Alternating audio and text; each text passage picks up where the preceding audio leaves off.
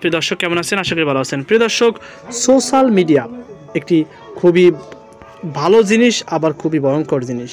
এই সোশ্যাল মিডিয়ায় পারে একটি জাতিকে অন্যরকম একটি অবস্থানে পৌঁছে নিতে।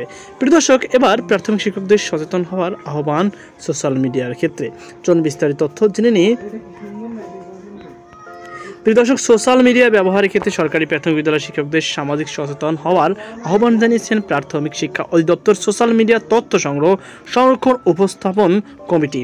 এক্ষেত্রে সরকারি প্রতিষ্ঠানে সামাজিক যোগাযোগ মাধ্যম ব্যবহারের নির্দেশিকা ও জনপ্রশাসন মন্ত্রণালয়ের নির্দেশনা মেনে চলতে বলা হয়েছে। সোশ্যাল মিডিয়া তথ্য সংগ্রহ, সংরক্ষণ, উপস্থাপনা কমিটির আহ্বায়ক ও উপপরিচালক বই বিতরণ তাপস কুমার অধিকারী বৃহস্পতিবার দুপুরে BDNews24.com-কে বলেন, আমাদের শিক্ষকরা যেন সামাজিক যোগাযোগ মাধ্যম ব্যবহারে সচেতন ও দায়িত্বশীল থাকেন, সেটি নিশ্চিত করতেই আমরা মনিটরিং টিমগুলোকে প্রতি মাসে রিপোর্ট পাঠানোর বিষয়টি স্মরণ করিয়ে দিয়েছি। এটা রুটিন কাজ।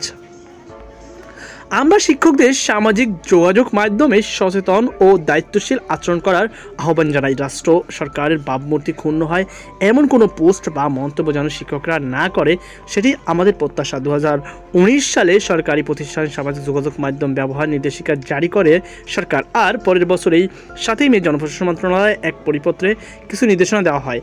কোনো শিক্ষক বা কর্মকর্তা সরকারি প্রতিষ্ঠানের সামাজিক যোগাযোগ মাধ্যমে ব্যবহার নির্দেশিকা ও জনপ্রশাসন মন্ত্রণালয় নির্দেশনা না মেনে কোনো কিছু পোস্ট করলে তার বিবরণ সংশ্লিষ্ট শিক্ষক বা কর্মচারীর বিরুদ্ধে কী ব্যবস্থা নেওয়া হয়েছে তা উল্লেখ করে প্রতি মাসে প্রতিবেদন পাঠানোর নির্দেশনা বিভাগ, জেলা ও উপজেলা পর্যায়ের মনিটরিং টিমগুলোকে মনে করিয়ে দেওয়া হয়েছে চিঠিতে।